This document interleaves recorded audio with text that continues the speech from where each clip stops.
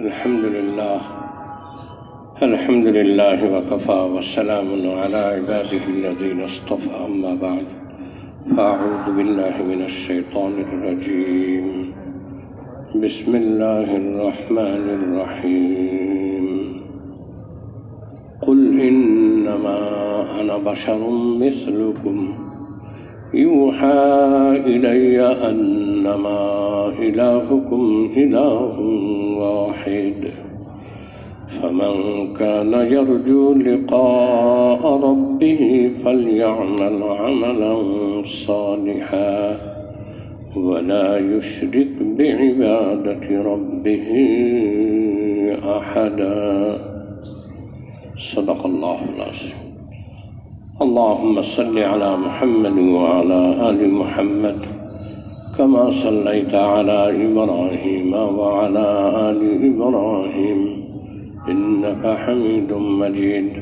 اللهم بارك على محمد وعلى آل محمد كما باركت على إبراهيم وعلى آل إبراهيم إنك حميد مجيد আল্লাহ পাকের দরবারে শুকর আদা করছি যে আল্লাহ পাক আমাকে আপনাকে কিছু সময়ের জন্য তার মহান কালামের আলোচনায় বসার তৌফিক দান করেছেন আলহামদুলিল্লাহ। সম্মানিত হাজিরিন, সূরা কাহাফের শেষ আয়াত, সূরা কাহাফে 110টি আয়াত, 110 নম্বর আয়াত অর্থাৎ সূরা কাহাফের শেষ আয়াত নিয়ে আলোচনা চলতেছিল। আর এই আয়াতের আলোচনা খুবই গুরুত্বপূর্ণ।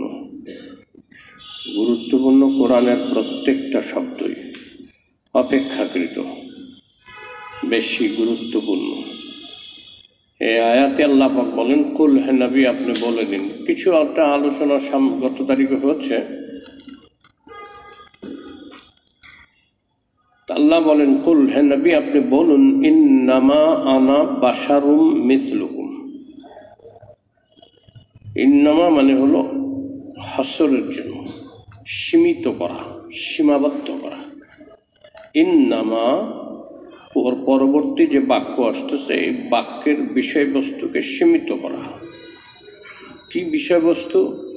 আনা আমি, বাশারুন মানুষ, মিসলুকুম তোমাদের মতো।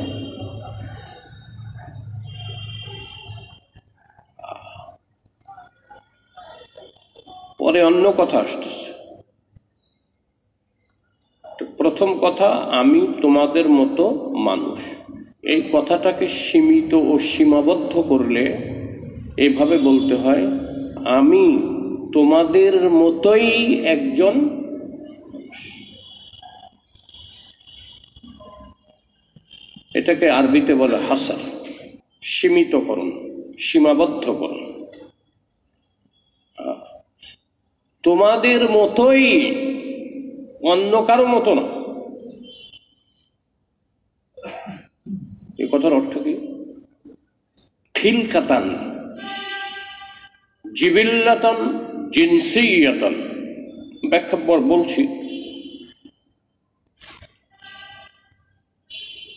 সৃষ্টিগত, প্রজাতিগত, স্বভাবগত, পানাহারগত, সামাজিকভাবে, আন্তর্জাতিকভাবে সব কিছুর দিক দিয়ে আমি তোমাদের মতো মানুষ। নবী আলাইহিস সালামকে কি আল্লাহ আসমান থেকে নামায় দিয়েছেন নাকি? মা আমিনার গর্ভে পিতা আব্দুল্লাহর ঔরসে তিনি দুনিয়াতে আসেন। স্বাভাবিক প্রজন্মের কি বলে, স্বাভাবিক প্রজননের মাধ্যমে।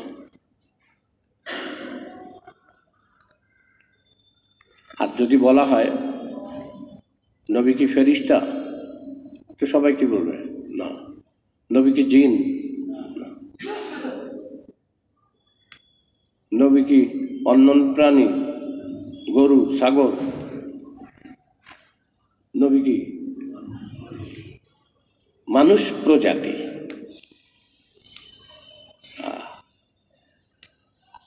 এটা আল্লাহ রাব্বুল আলামিন অনেকভাবে প্রমাণ করছেন। মানুষ যাতে অতীতে যেমন ইহুদিরা উজাইর আলাইহিস সালামকে আল্লাহর বেটা বলছে, খ্রিস্টানরা ঈসা আলাইহিস সালামকে আল্লাহর বেটা বলছে, মানুষ যাতে এরম না বলে এই জন্য আল্লাহ রাব্বুল আলামিন নবী আলাইহিস সালামের মাধ্যমে এটা প্রমাণ করছেন যে তিনি মানুষ। কিভাবে প্রমাণ করছেন? যে তিনি রাত্রে জায়গা দাঁড়ায় থাকতে থাকতে নামাজ পড়তে পড়তে পা মোবারক ফুলে যেত। হ্যাঁ, জিন হইলে পা ফুলে যেত নি, ফেরেশতা হইলে পা ফুলে যেত নি।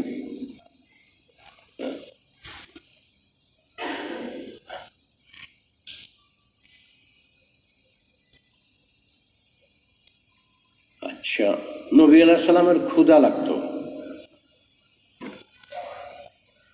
না? ক্ষুধা লাগতো না? মানুষের ক্ষুধা লাগে না? না লাগে না? তো নবী আলাইহিস সালামের ক্ষুধা লাগতো।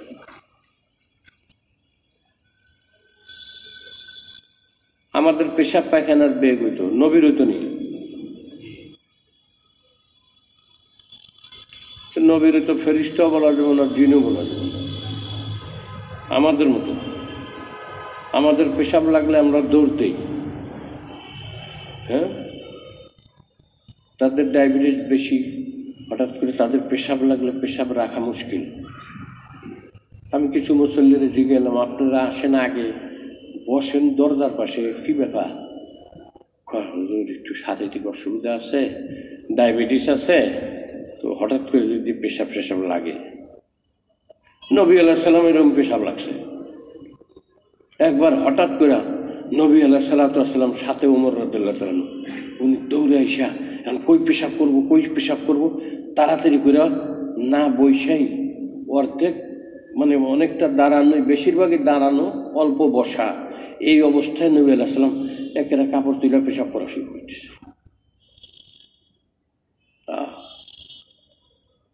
মানুষ তো পেশাব দোষাতে কি করবো? কাপড় চোপড় নষ্ট করবো নাকি? হাদিসে আসছে, আতা রাসূলুল্লাহ সাল্লাল্লাহু আলাইহি ওয়াসাল্লাম সুবাতাতা কওমিন ফাবালা কাইমান, আখরাজাহুল বুখারী, বুখারীর হাদিস।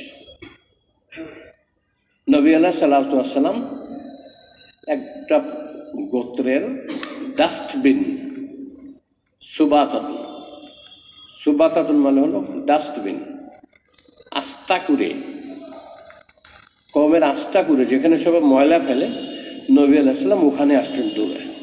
আয়েশা কি করলেন? ফাবালা কাইমান, তিনি দাঁড়িয়ে পেশাব করলেন। ওমর রাদিয়াল্লাহু তাআলা দেখলেন, সাক্ষীর আছে মানুষের মধ্যে, মানুষের মধ্যে কি করছেন আল্লাহ? সাক্ষী রাখছেন। আপনার যদি ঠেকায় পড়েন আর যদি বসার কোনো স্রোত না থাকে, একেবারে বিসমিল্লাহ করে দাঁড়ায় শুরু করে দেবেন, একেবারে পুরা বোতল খালি করে আলাবেন দাঁড়াই, কোনো অসুবিধা নেই। অসুবিধা মানুষের থাকে না, কি করব? বিদেশে কিছু জায়গা আছে, এয়ারপোর্ট টোট আছে, ওইসব জায়গায় কি নাই, বৈশাখ পেশাব করার কোনো ব্যবস্থা নেই। ওখানে খাড়াই দমকল ফিট করে দিতে হয়, করার কিছু নেই। কি করবেন? কারণ বাথরুমে দেখবেন যে টয়লেটে যায় পেশাব করে আসি, কারণ টয়লেটে তো এঙ্গেজ তো সব, সবুজ চিহ্ন নাই, সবগুলা লাল চিহ্ন, এঙ্গেজ। এখন ধরছে আপনার পেশাব, আর যদি আপনি ডায়াবেটিসের রোগী হন, ডায়াবেটিসের রোগী না হইলে কি অনেকক্ষণ যদি পেশাব আটকায় রাখেন, যদি অনেকক্ষণ যদি এরকম হয় যে পেশাব লাগছে পেশাব লাগছে, তারপরে একটা সময় আছে আর কুড়াইতে পারবেন, যখন আপনি মনে করবেন পেশাব করবো তখন আগেই কাপড় খারাপ হয়ে। এটা তো মানুষের স্বাভাবিক নেচার, এটা অস্বাভাবিক কিছু না। হ্যাঁ, অনেক আগে আমি যখন এই মসজিদ আসছি, পুরান মসজিদ ছিল, এক ব্যক্তি মসজিদের মধ্যে দাঁড়া পেশাব করেছে, খাদেম টাদেম ছিল, আমি বলছি করতে দাও, নবীও বলছেন এক গ্রাম্য বেদুইন মসজিদের মধ্যে এসে পেশাব করছে, সাহাবাইকে ধর মার, মসজিদে মুতস্তই বেটা। রাসূলুল্লাহ সাল্লাল্লাহু আলাইহি ওয়াসাল্লাম থাক, পেশাব করতে দাও, কিছু বলো না।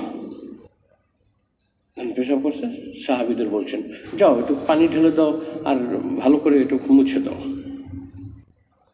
পাক হয়ে গেছে।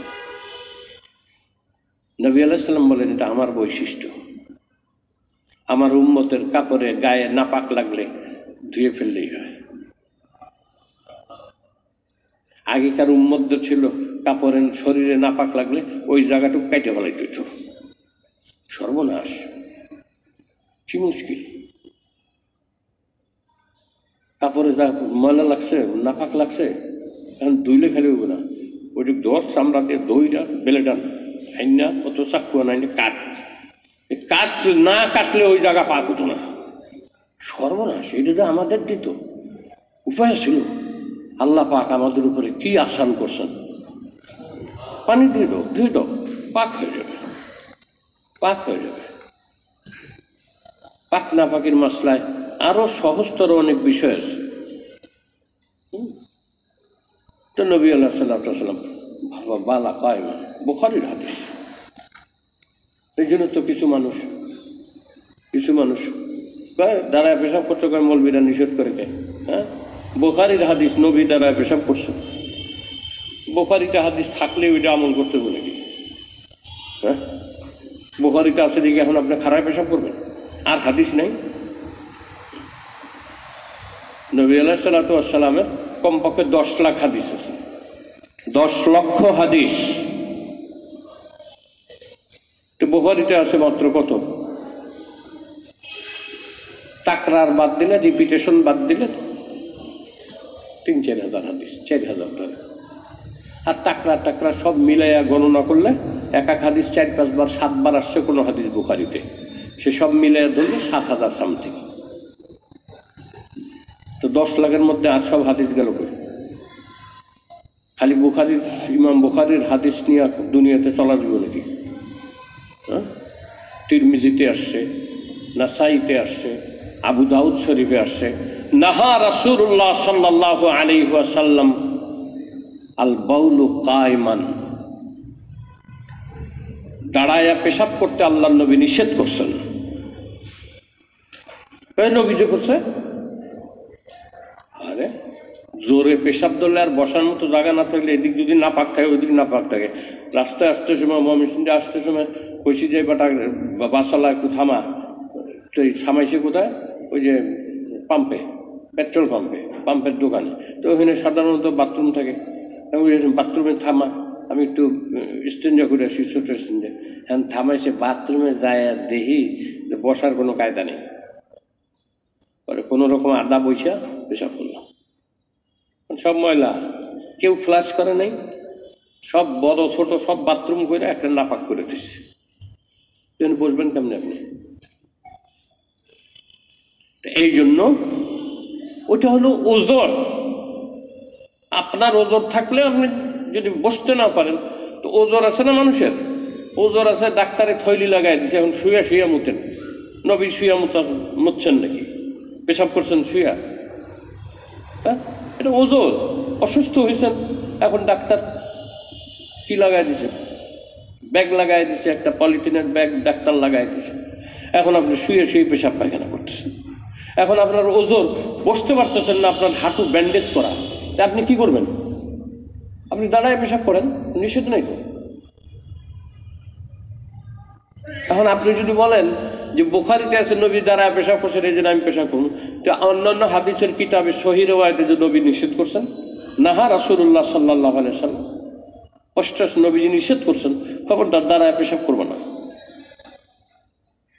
এটা বুঝছে এই যে নবী, তার ওজর ছিল, মানুষ ছিলেন। এরকম তো হয় নাই যে নবীর পেশাব ধরছে আর নবী কোথায় জানি হঠাৎ করে গেছেন গা, 1 মিনিটের মধ্যে, 35 সেকেন্ডের মধ্যে, আধা মিনিটের মধ্যে নবী উড়ে গেছেন গা বাথরুমে, আবার হঠাৎ করে আধা মিনিটের মধ্যে উড়ে আয়া পড়ছেন। তাইলে বুঝতাম যে এটা মানুষ না। ঠিক না ঠিক?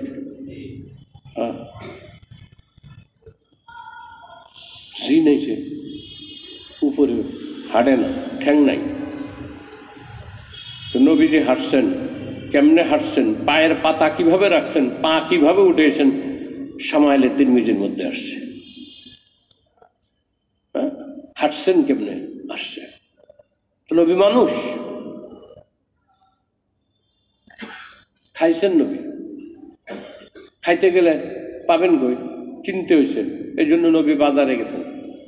আর নবী শিখাইছেন যে বাজারে গেলে, আমি যে বাজারে গেছি, তোমরাও যদি বাজারে দরকার পড়ে বাজারে যাও, তাহলে একটা দোয়া বলো।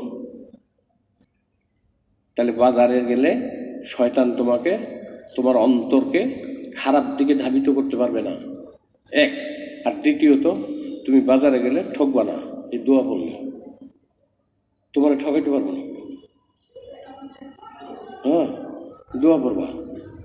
এক রাওয়ায়াত আসছে কমপক্ষে 1 লাখ নেকি পাওয়া যায় বাজারে গিয়ে দোয়া পড়লে। কি দোয়া? ওই আমার কোনো মুসল্লি নাই এখানে, বলেন।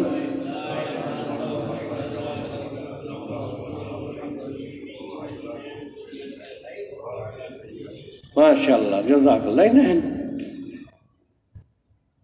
অনেকের মুখস্থ আছে, লা ইলাহা ইল্লাল্লাহু ওয়াহদাহু লা শারীকা লাহ, লাহুল মুলকু ওয়া লাহুল হামদু ইউহয়ি ওয়া ইউমীত ওয়া হুয়া হাইয়্যুন লা ইয়ামুত বিয়াদিহিল খায়র ওয়া হুয়া আলা কুল্লি শাইইন কাদির।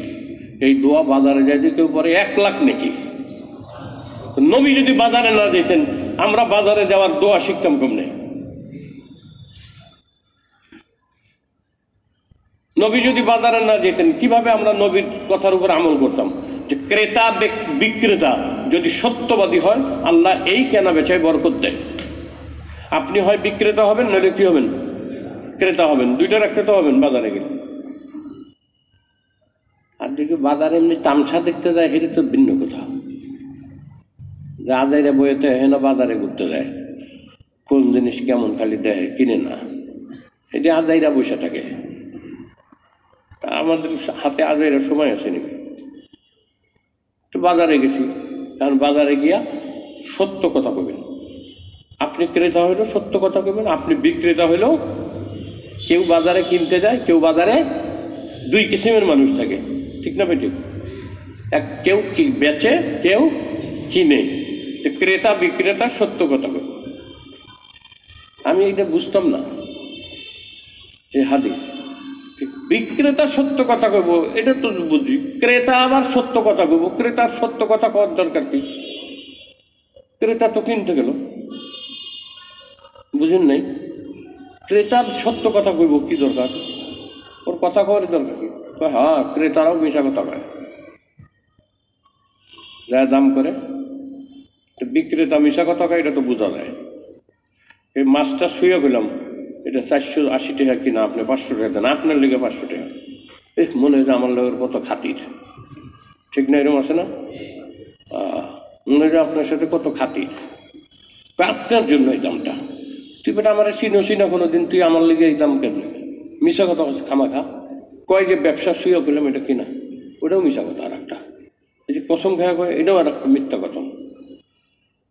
সবাই না, সবাই না, আমি সবার কথা বলছি না, কিছু আছে না এরকম মিশা কথা।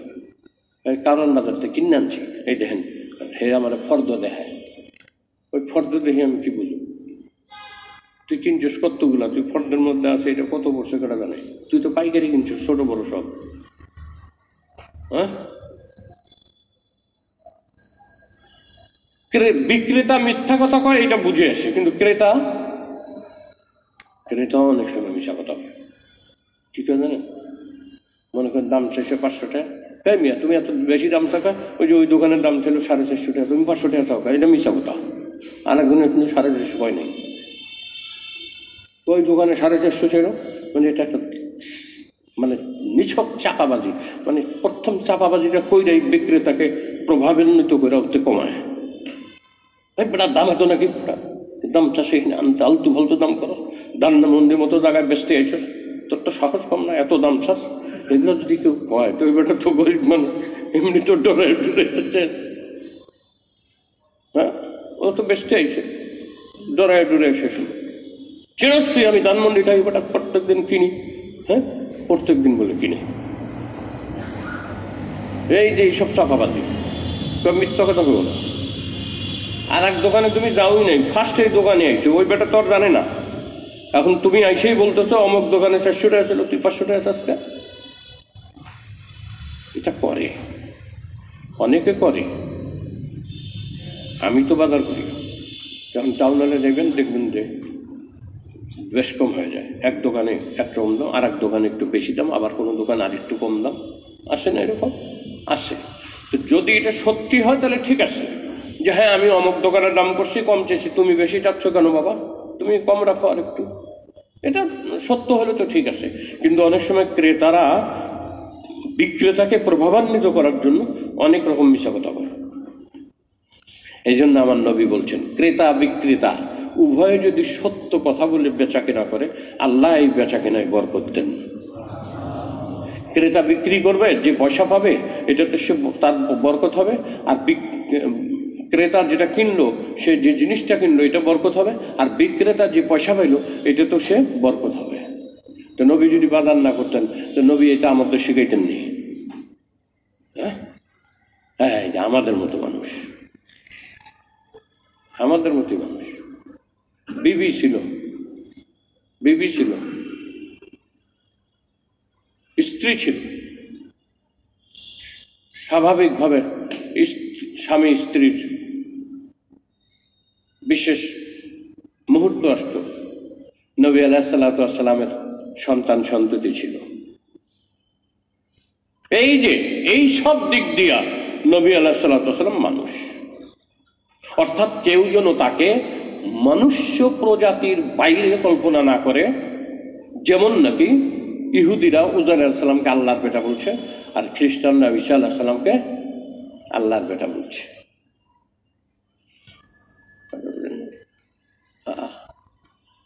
আর কুরাইশদের ধারণা ছিল, যে মানুষ খাইব পান করব বাজারে যাবে, সে নবী হয়ে গেল। নবী তো একদম এমন হইতে হইব, খাইবো না, পানও করবো না, বাজারও দেব না। কিছু মানুষের ধারণা আছে। আমি গত তারিখে বলতেছিলাম, হুজুর দেখলাম বাজারে, হুজুর বাজারে গেছে কি সে? হ্যাঁ, হুজুর বাজারে যাবো খাই, আপনার বাজারে যান না, আমরা যাবো।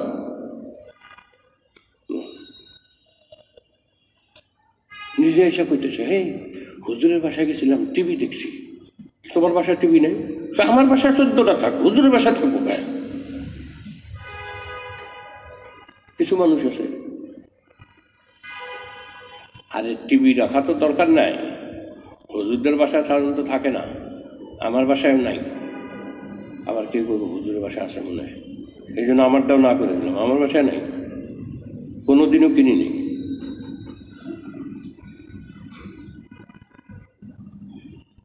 আমাদের মতো মানুষ। হ্যাঁ নবী আপনি বলুন, আমি তোমাদের মতো মানুষ। মানুষ কোন দিক দিয়ে? সৃষ্টিগতভাবে, সামাজিকভাবে এবং মানবিক যে সকল গুণ ছিল, এসব নবী আলাইহিসসালামের মধ্যে ছিল। নবীজি সাল্লাল্লাহু আলাইহি ওয়াসাল্লাম রাস্তা হাইটে যেতেন, ওনার রৌদ্রে কষ্ট হইত। আমাদের যেমন রৌদ্রে কষ্ট হয়, নবীজিরও কষ্ট হইত। আল্লাহ পাক দয়া করে নবীর উপরে মেঘমালাকে পাঠাইতেন ছায়া দেওয়ার জন্য। নবীজিকে ছায়া দিত মেঘমালা। নবীজি রৌদ্রের মধ্যে যেখানে যাইতেন, মেঘমালা এসে ছায়া দিত। তাহলে বোঝা গেল যে নবী আমাদের মতোই মানুষ। নবী কি আমাদের, কাজে নবীকে মনুষ্য প্রজাতির ভিন্ন চিন্তা করা এটা হারাম। এই চিন্তাধারা কি হারাম। যেমন অনেকে চিন্তা করে থাকে, হ্যাঁ, মৌলানা আকরাম খা নাম শুনেন নাই? আজাদ পত্রিকার প্রতিষ্ঠাতা আকরাম খা বহুত বড় জ্ঞানী গুণী মানুষ ছিলেন। আকরাম খা একটা বই লিখছেন, এই আগেকার লেখা বই। নতুন এডিশন আছে কিনা জানি না, আমার কাছে পুরান এডিশন আছে, যেটা ওই যে লেটার প্রেসে ছাপা। আগে ছাপাখানায় দেখতেন কতগুলো মানুষ বইয়া খালি অক্ষর লাগাইতো, লাগায় একটা ব্লক তৈরি করতো। ওই ব্লক প্লেটের মধ্যে বসাইত, বসাইয়া তারপরে ছাপ মারত খালি লাগে। এই বই আমার কাছে আছে এখন, বঙ্গদেশে ইসলাম। এখানে লিখছে আমাদের দেশে নবী আলাইহিস সালামকে মানবতার ঊর্ধ্বে অর্থাৎ মানবিক গুণাবলীর ঊর্ধ্বে অর্থাৎ মানুষ নামে কল্পনা করতে মানুষ করে না, কিছু মানুষ আছে, এদের পুরোধা, এদের নেতা হলো শ্রী চৈতন্যদেব। শ্রী চৈতন্যদেব, এই শ্রী চৈতন্যদেবের চিন্তাধারা এবং আদর্শকে কিছু মানুষ লালন করছে, গ্রহণ করছে। এদের মধ্যে একজন নাম করা হলো লালন শাহ। এদের মধ্যে একজন কি? লালন শাহ। সাইজি অনেক শ্রী চৈতন্যদেবের আদর্শ অনেকভাবে ভাগ হয়ে গেছে। সাইজি যে লালন শাহ, এর আলাদা একটা আদর্শ।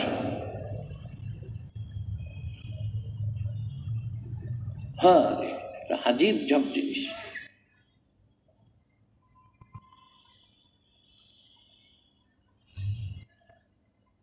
এগুলা বলুন যাব না, সময় যাব না। আর একটা পেজ আছে সুরেশ্বরী, মাইজ ভান্ডারী, কুতুববাগী, দেওয়ানবাগী, এগুলো সব শ্রী চৈতন্য দেবের আদর্শের ভিন্ন ভিন্ন সব নতুন এডিশন। হ্যাঁ,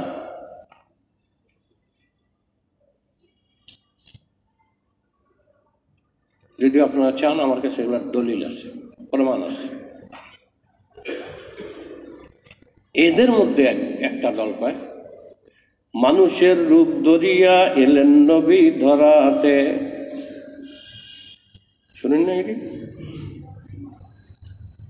তারপরে কি? আমি তো বললে গেলাম, মাঝখানে জিগাই তো আমি বললে গেলাম। মানুষের রূপ ধরিয়া এলেন নবী ধরাতে, মানে নবী যে আসছেন মানুষের রূপ ধরিয়া। উনি আহাদ, আল্লাহ আহাদ, আর নবী আলাইহিস সালাম আহমদ। শুধু মিমের পর্দা লাগাইছে, আহমদ থেকে মিমের পর্দা উঠে দাও, হয়ে যাবে আহাদ।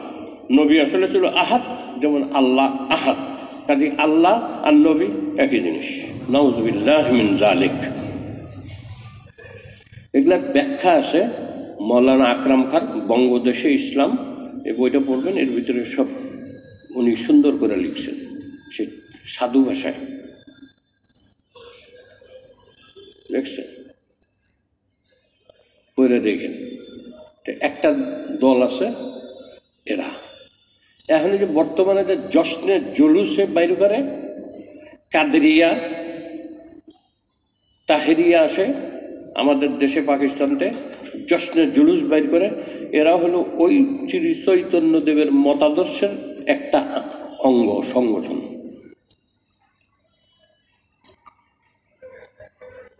সবচেয়ে বড় ঈদ হলো ঈদে মিলাদুন্নবী। সবচেয়ে বড় ঈদ কি? ঈদে মিলাদুন্নবী। আল্লাহ নবী বলছেন প্রত্যেক কওমের ঈদ আছে, আর আমার উম্মতের জন্য ঈদ হলো ঈদুল আদহা, ঈদুল ফিতর। নবী তো 3 নম্বর ঈদের কথা কয় নাই, কিন্তু ওরা দেখবেন বলবে সবচেয়ে বড় ঈদ কি? ঈদে মিলাদুন্নবী। হ্যাঁ, এই জন্য জশন জুলুস বের করে, মিছিল বের করে, শোভাযাত্রা বের করে। কিন্তু নবী যেটা করছে হেরে করে না। নবী আলাইহিস সালাম সোমবারে রোজা রাখতেন। জিজ্ঞেস করা হইল, ইয়া রাসূলুল্লাহ, আপনি সোমবারে রোজা রাখেন কেন? উনি বৃহস্পতিবারে রাখতেন। তো জিজ্ঞেস করা হলো, ইয়া রাসূলুল্লাহ, আপনি দেখি নিয়মিত সোমবার আর বৃহস্পতিবার রোজা রাখেন, এর কারণ কি? নবী আলাইহিস সালাম বললেন, সোমবারে রোজা রাখি, আমার জন্মদিন পালন করি। সোমবারে রোজা রাখি, আমার জন্মদিন পালন করি। তো নবী জন্মদিন পালন করছে, কাউরে কইছে? হ্যাঁ, আমার গোলাম আজকে জন্মদিন, সাহাবীরা জিজ্ঞাসা করছে, তার মানে সাহাবীরা জানে না। ইয়া রাসূলুল্লাহ, আপনি কেন রোজা রাখেন সোমবারে? তা আমরাও রাখি। হ্যাঁ, রাখলে রাখতে পারো, কিন্তু এটা নফল, আমি রাখি। তার মানে এই কথা যখন জিজ্ঞেস করা হয়েছে, তার আগে সাহাবীরা জানতেন না নবী কেন রোজা রাখেন। তার মানে নবী আলাইহিস সালাম কি করেন নাই? এলান ঘোষণা করেন নাই। তার নবী এলান করেন নাই। জিজ্ঞেস করছে, হুজুর রোজা রাখেন কি জন্য হুজুর? এটা আমার জন্মদিন না, সোমবারে। কারণ নবী আলাইহিস সালাম বারকে কি করছেন? পালন করছেন। জন্ম বারকে, দিনকে না। ডেট নয়, ডে। ডেট আর ডে এক নাকি? ডেট পালন করেন নাই, শুধু দিন মানে বার, ওই বারটা পালন করছেন। কেমনে? তাও রোজা রাইখা। কেমনে? রোজা রাইখা।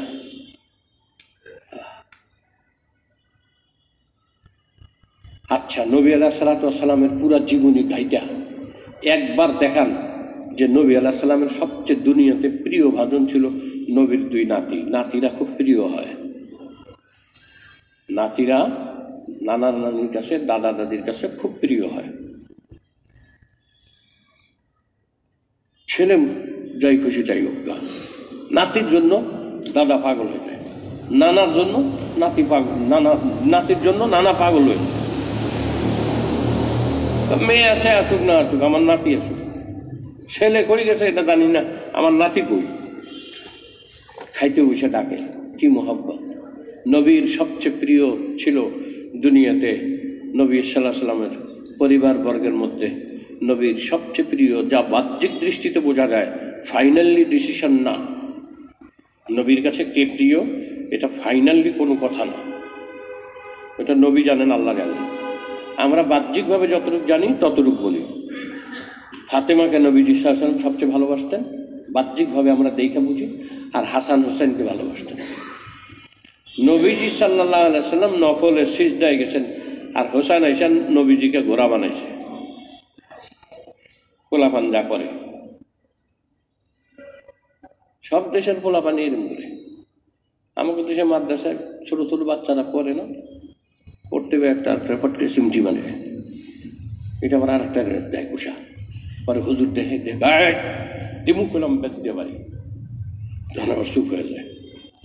আমি সৌদি আরবে গেছি প্রথম যখন হজে গেলাম 97, তো যাইয়া দেখি মসজিদে নববীতে অনেকগুলো হেফসখানা আছে, বিভিন্ন জায়গায় ওস্তাদ পড়াইতেছে। ওখানে পোলাপানা আরও ফাজলামি করে বেশি। প্রথমে মনের মধ্যে আইলো মসজিদে নববীর মতো জায়গায় বৈশা পোলাপানের ফাজলামি করে।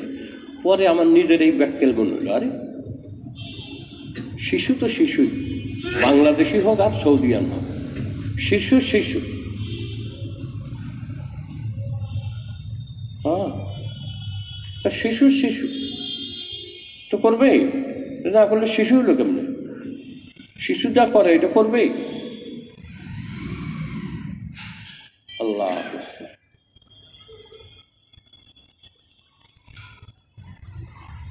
বাচ্চারা এরকম করে। নবী আলাইহিস সালাতু ওয়াস সালাম হাসান হোসেনকে ভালোবাসতেন বেশি।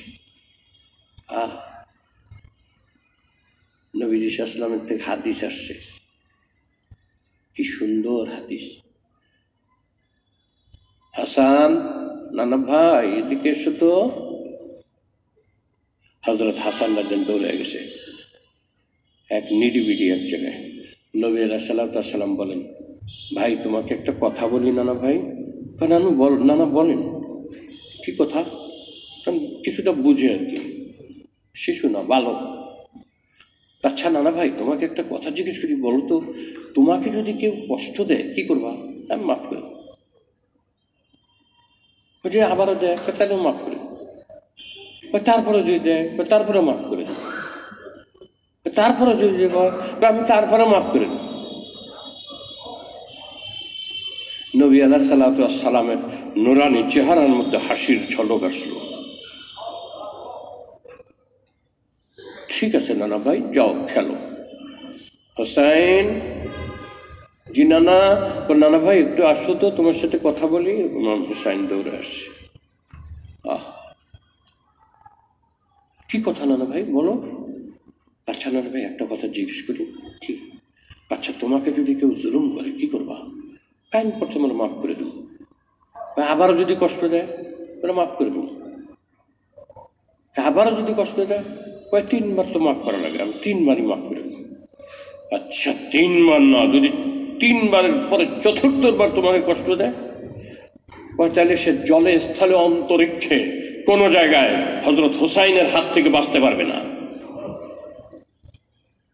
স্পিরিট কি? নবী আলাইহিসসালামের চেহারায় মুস্কি হাসি আসলো,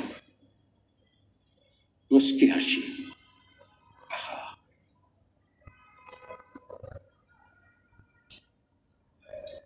ঠিক তাই হয়েছে। হজরত হাসান রাদিয়াল্লাহু তাআলাকে যখন বিষ পান করানো হয়, উনি জানতেন কে বিষ দিছে। উনি মারা যাচ্ছেন, কাছের লোকরা জিজ্ঞেস করছে শুধু নামটা বলে যান।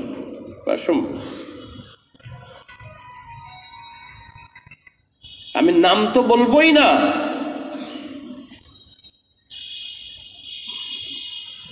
নাম তো বলবোই না, বরং আমি তাকে ক্ষমা করে দিচ্ছি। আমি যে মরে যাচ্ছি, সে আমাকে বিষ পান করিয়ে দিল, আমি যে মরে যাচ্ছি আমি তাকে ক্ষমা করে দিয়ে গেলাম, আল্লাহ তাকে মাফ করে দেন। হযরত হাসানের বৈশিষ্ট্য, হযরত হুসাইনের বৈশিষ্ট্য কারবালাতে প্রকাশ পাইছে, কারবালাতে প্রকাশ পাইছে। পানি আনতে গেছে, ফুরাত নদী বন্ধ করে দিয়েছে। ওবায়দুল্লাহ বিন জিয়াদ, কুফার গভর্নর, এজিদের নির্দেশে হযরত হুসাইন গেছে পানি আনতে। শিশু বাচ্চা আলী আসগর, তার তীর লাগছে, ছটফটায় ওখানে মারা গেছে ছোট বাচ্চাটা, কিচ্ছু বলেনি। আর একজনকে পড়াইছে, সে তীরের আঘাত খেয়ে পানির মধ্যেই পড়ে গেছে।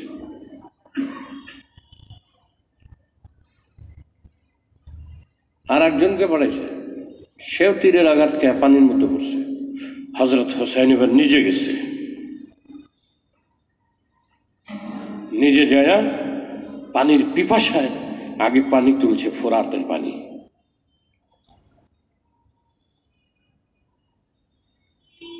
কবি নজরুল লিখছে, নীল শিয়া আসমান লালে লাল দুনিয়া, আম্মা লাল তেরি খুন কিয়া খুনিয়া।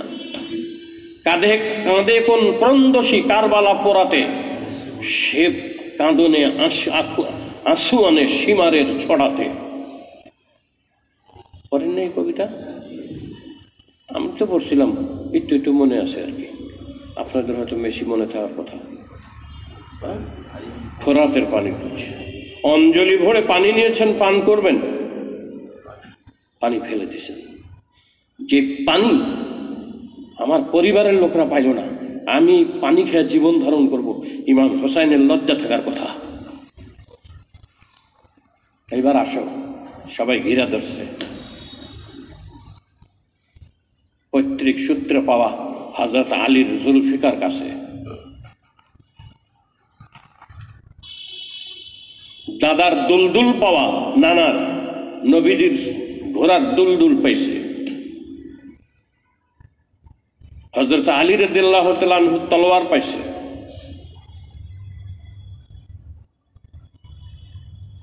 খালেদ বিন ওয়ালিদের সিনাবন পাইছে। আমির হামজার কোঠি পাইছে। এখানে এইটুক মধ্যে যুদ্ধের কি পড়ে, একটা চামড়ার মতো উপরে যেতে তলোয়ারের আঘাত না লাগে। আল্লাহ আকবার। আরো বিশেষ বিশেষ আবু উবায়দা ইবনুল জাররার শিরস্ত্রাণ পাইছে, লৌহ টুপি, হেলমেট। সীমায় আসছে, এইসব পোশাকে সজ্জিত হয়েছে, বাস এইবার শুরু করছে, শার্দুলের মতো ঝাঁপায়া পড়ছে। এত বড় সাহস নবী পরিবারের উপরে আঘাত ইমাম হোসাইন বাইজা থাকতে, আল্লাহ জানি সেই সময় হজরত হোসাইনের ভিতরে কি শক্তি, বাহুতে কি বল, হৃদয়ে কি হিম্মত আর যশ আল্লাহ পাক দান করেছিলেন। ওবায়দুল্লাহ বিন জিয়াদের সমস্ত লস্করকে কচু কাটা করে ময়দান সাফা করে দিছে একা।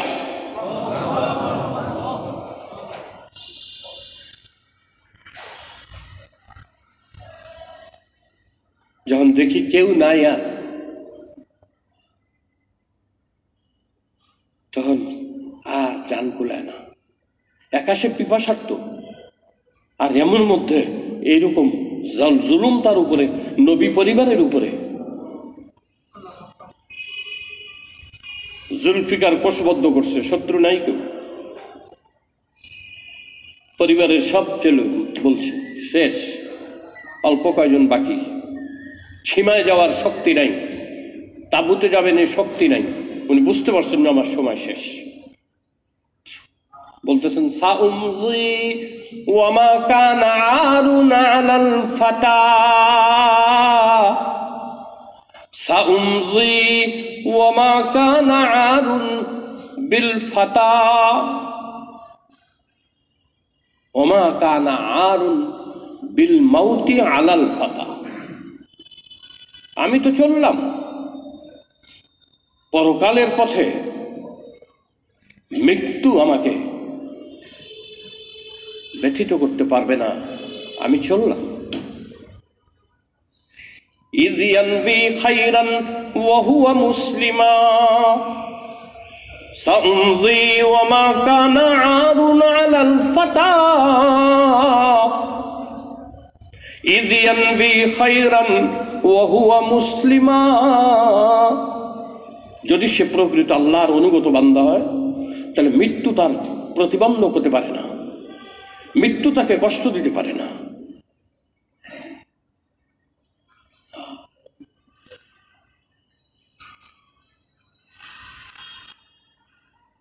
ওয়াইন মৃত্যু ফালাম উলাম,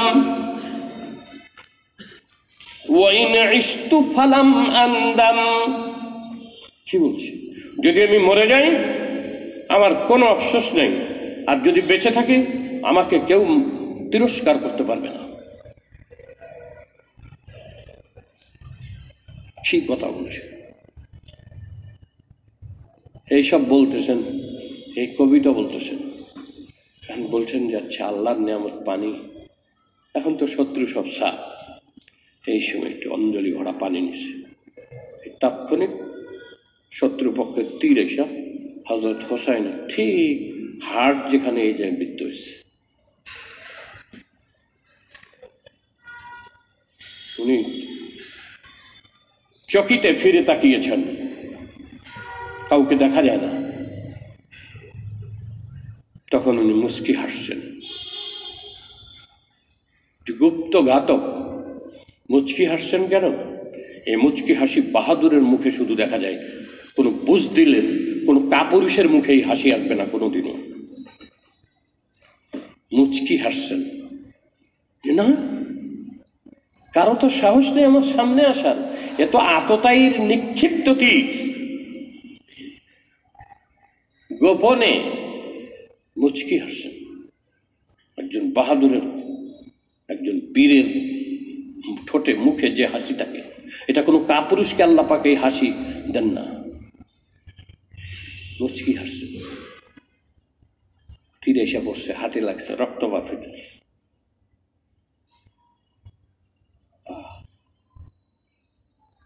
আর অনেক লম্বা চড়া ঘটনা আছে, আল্লামা ইকবাল এটা বর্ণনা করছেন। আমি ওইসব লাইনে গেলাম না। নবী আলাইহিস সালাম, আহা, ওই যেদিন উনি শাহাদত বরণ করলেন, টাইমটা ছিল চাষতে রক্তে, টাইমটা ছিল চাষতে রক্তে। ভোর রাত্রে স্বপ্ন দেখছেন নবী আলাইহিস সালামের উস্কো শুষ্ক চুল, ধুলামলিন জামা কাপড়। হ্যাঁ, রাত্রে, ওই রাত্রে মানে শহীদ হওয়ার পরে এক সাহাবী একজন স্বপ্ন দেখছে নবীকে, নবী আলাইহিস সালাম এলোমেলো বেশ, এলোমেলো কেশ, হাতে একটা শিশি, এর ভিতরে রক্ত। ইয়া রাসূলুল্লাহ, আপনার এই অবস্থা কেন? আপনাকে উস্কো শুষ্ক দেখা যাচ্ছে, এলোমেলো বেশ, এলোমেলো কেশ, আপনাকে উদ্ভ্রান্ত, কেমন যেন চিন্তান্বিত এরকম দেখা যাচ্ছে কেন ইয়া রাসূলুল্লাহ? বলতেছেন, আমি কারবালার মাঠ থেকে আসলাম, এটা হুসাইনের রক্ত, এটা হুসাইনের রক্ত।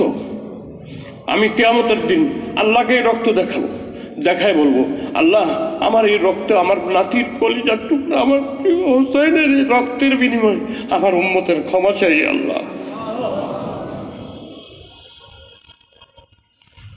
হযরত হুসাইন মাটিতে পড়ে গেছেন।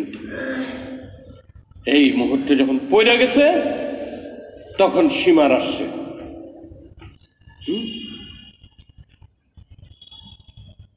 সীমার বিন সম্ভবত জিনান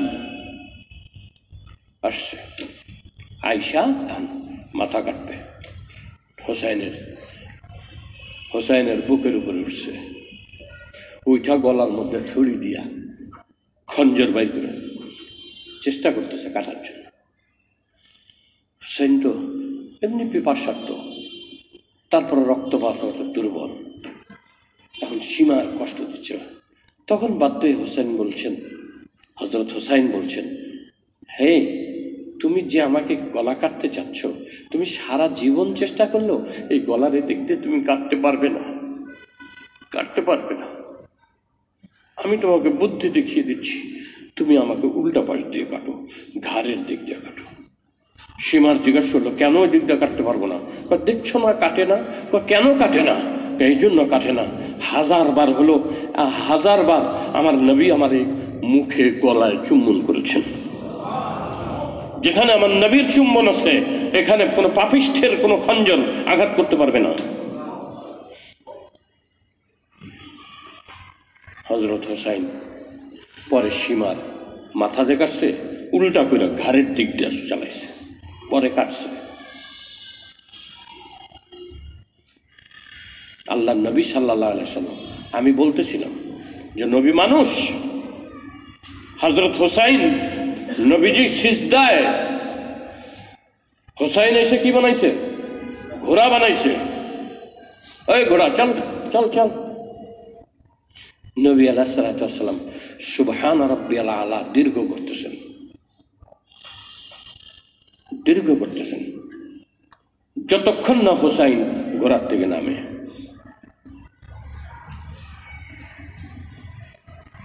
এটা কি ফেরেশতা করে জিনের এরম দয়াময় আছে? মানুষ। কুল ইন্নামা আনা বাশারুম মিসলুকুম, হে নবী আপনি বলুন, আমি সৃষ্টিতে, পানাহারে, চলনে, বলনে, ওঠা বসায়, হাঁটায়, সব কিছুতে আমি মানুষের মতো, আমি তোমাদের মতো মানুষ। খবরদার আমাকে কখনো মানুষের ঊর্ধ্বে স্থান দিবা না, অন্য কোন প্রজাতি মনে করবা না। আমি ইলাহ নই, আমি ফেরেশতা নই, আমি জিন নই, আমি অন্য কোনো প্রাণী নই। আনা বাশার, আমি মানুষ, মিসলুকুম তোমাদের মতো।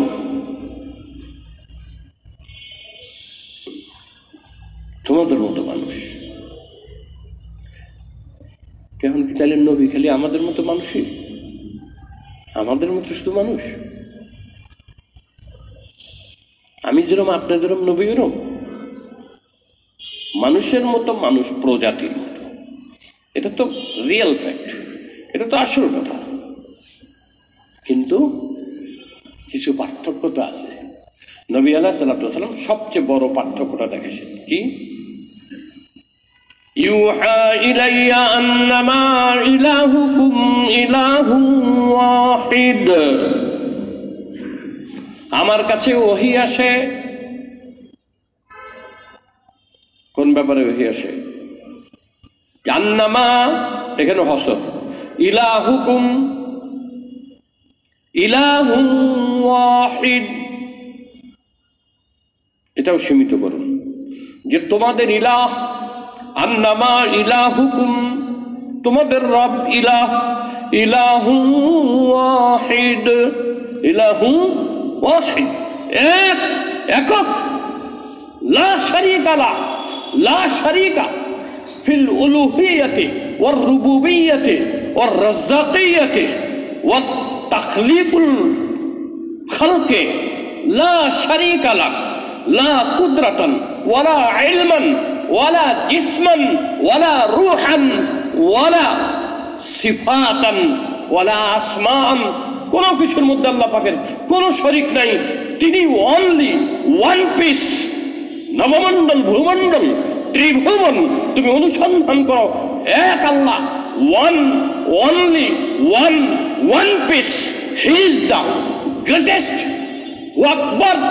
তিনি সমস্ত সৃষ্টির উপরে বড়, তিনি এক, তার সাথে কোনো শরীক নাই, কোনো দিক দিয়া নাই, কোনো দিক দিয়া নাই, কোনো সাইড দিয়া নাই, তার কোনো অংশী নেই। বেমিসাল, উদাহরণহীন, এক্সাম্পল উইদাউট এক্সাম্পল, তার কোনো এক্সাম্পল নাই, উদাহরণ নাই, তুলনা নাই, তিনি নিজেই তার তুলনা। এই যে ওহীটা, এটা আমার কাছে আসছে, তোমাদের কাছে এরকম ওহী আসে নাই। আমার কাছে ওহী আসছে, আমি তোমাদেরকে সেটার ব্যাখ্যা করে শুনাই। This is the difference between the mind and your people. এটাই পার্থক্য আমার আর তোমাদের মধ্যে। আমার কাছে ওহী আসে, তাহলে বোঝা গেল যে ওহী যে আসে, সাধারণ মানুষের কাছে ওহী আসে না। ওহী আসার জন্য কিছু খাস, কিছু নির্বাচিত মানুষ থাকে, তাদের কাছে ওহী আসে, আর তাদেরকে বলা হয় কি? আম্বিয়া। তাদেরকে কি বলা হয়? আম্বিয়া। তার মানে আমরা সাধারণ মানুষ, নবী আলাইহিস সালাতু ওয়াস সালাম আম্বিয়াদের মধ্যে একজন। নট অনলি ফর দ্যাট, তিনি শুধু আম্বিয়াদের মতন তা না, বরং ওয়া ইন্নাকা লামিনাল মুরসালিন, তিনি শুধু নবী নন, বরং তিনি মুরসালিন, রাসূলও বটে। তিনি শুধু নবী নন, খাতামুন নবিয়্যিন, তার মাধ্যমে নবুয়তের সিলসিলা ও ধারাবাহিকতাকে চিরতরে স্টপ করা হয়েছে, থামানো হয়েছে। তিনি শুধু রাসূল নন, শুধু রাসূল না, ইমামুল মুরসালিন, সমস্ত রাসূলদের ইমাম। তিনি বাশার, তিনি মানুষ, কিন্তু তিনি ইমামুল মুরসালিন। তিনি বাশার, কিন্তু তিনি খাতামুন নবিয়্যিন। শুধু তিনি এতটুকুই নন, তিনি মুজতাবা। শুধু এতটুকুই নন, তিনি মুস্তাফা।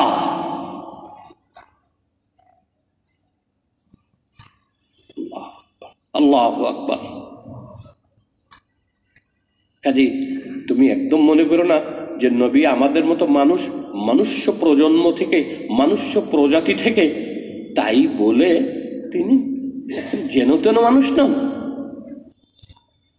আল্লাহর নির্বাচিত, তিনি নবী, তিনি রাসূল। শুধু নবী নন, খাতামুন নবিয়্যিন। শুধু খাতামুন নবিয়্যিন নন, তিনি নবিয়্যুন নবিয়্যিন, সমস্ত নবীদেরও নবী। সমস্ত উম্মতের জন্য নবী আছে, সমস্ত নবীদের নবীকে মুহাম্মদুর রাসূলুল্লাহ। তিনি শুধু সাইয়্যিদুল আম্বিয়া নন, তিনি সাইয়্যিদুল মুরসালিন। সাইয়্যিদুল মুরসালিন, ইমামু রাসূলি রব্বিল আলামিন, রব্বুল আলামিনের রাসূলদের ইমাম। মেরাজ রজনীতে বাইতুল মাকদাসে 300-র বেশি নবী ও রাসূলদের সমাবেশ ঘটেছিল, রুহানিভাবে, আত্মিকভাবে। সেখানে 2 রাকাত নামাজ কায়েম হয়েছে। ইমামের মুসাল্লায় কারো যাওয়ার সাহস হয়নি। ইমামের মুসাল্লায় কারো যাওয়ার সাহস হয়নি। না আদম, না নূহ, না শীস, না ইব্রাহিম, না হুদ, না ইউনুস, না ইউসুফ, না লূত, না ঈসা, না মুসা, না হিজকিল, না উজাইর, কেউ না। শুধু ইমামত করার দায়িত্ব এবং সৌভাগ্য কার হয়েছে? নবী আলাইহিসসালাতু ওয়াসসালামের। বাইতুল মাকদাসে প্রমাণ করেছেন, হ্যাঁ তিনি মানুষ বটে, তবে যেন তেন মানুষ নন।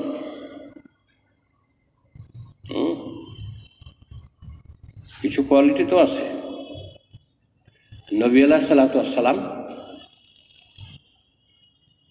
মানুষদের মধ্যে সর্বশ্রেষ্ঠ, নবীদের মধ্যে সর্বশ্রেষ্ঠ, রাসূলদের মধ্যে সর্বশ্রেষ্ঠ, সৃষ্টিকুলের মধ্যে। কেন কেন তিনি সর্বশ্রেষ্ঠ? আল্লাহু আকবার। পয়লা নাম্বার মনে রাখবেন, এটা মনে রাখার মতো জিনিস, পয়েন্ট টু বি নোটেড। কি মনে রাখবেন? নবী আলাইহিসসালাতু ওয়াসসালামের শ্রেষ্ঠত্ব কোথায়? সারা জীবনের জন্য মনে রাখবেন, বলে দিতেছি। নাম্বার 1, তিনি আল্লাহর পক্ষ থেকে মুজতাবা, আল্লাহ তাকে নির্বাচন করছেন। তিনি যে সর্বশ্রেষ্ঠ সবকিছুতে, নবীদের মধ্যে, রাসূলদের মধ্যে, ওলিদের মধ্যে, বুজুর্গদের মধ্যে, সৃষ্টির মধ্যে সবচেয়ে তিনি শ্রেষ্ঠ। কেন? হুয়া জিত্তাবা আল্লাহ, আল্লাহ তাকে নির্বাচন করছেন। হ্যাঁ আমার উপস্থিত ভাইয়েরা, দিনী ভাইয়েরা, বলেন তো এখানে যদি কাউকে শ্রেষ্ঠত্ব দিতে হয় তাহলে আপনারা নির্বাচন করবেন না? আরে নির্বাচন মানে ভোট দেওয়া না মিয়া, বাছাই করবেন। আপনারা যদি বলা হয় এই মাজলিসের মধ্যে সবচেয়ে শ্রেষ্ঠকে, তা আপনার সবার ব্যাপারে জানতে হবে। পয়লা নম্বর কি? সবার ব্যাপারে জানতে হবে। যাই না, সবার কোয়ালিটিও জানতে হবে। এই যাই না, তারপরে আপনি একজনকে এই মাহফিলের মধ্যে সিলেক্ট করবেন যে হি ইজ দ্য বেস্ট, সে হলো সবচেয়ে উত্তম। এই যে আপনি সার্টিফিকেট দিবেন, এটার জন্য আপনাকে এইখানে যারা উপস্থিত আছে সবার ব্যাপারে জানা থাকতে হবে। না জানা থাকলে আপনি শ্রেষ্ঠত্বের হার কার গলায় পড়াবেন? শ্রেষ্ঠত্বের হার কাল গড়ায় পড়াবেন? জানা থাকতে হবে কি হবে না? আল্লাহ তার সমুদয় সৃষ্টি, অণু পরমাণু, দৃশ্যমান অদৃশ্যমান, এ জগৎ আর ও জগৎ আর ও জগৎ, ত্রিভুবনে আল্লাহ রাব্বুল আলামিন সমস্ত সৃষ্টির মধ্যে মুহাম্মদুর রাসূলুল্লাহকে সৃষ্টির সেরা, নবীর সেরা এবং রাসূলের সেরা বানাবার জন্য আল্লাহ নির্বাচন করছেন।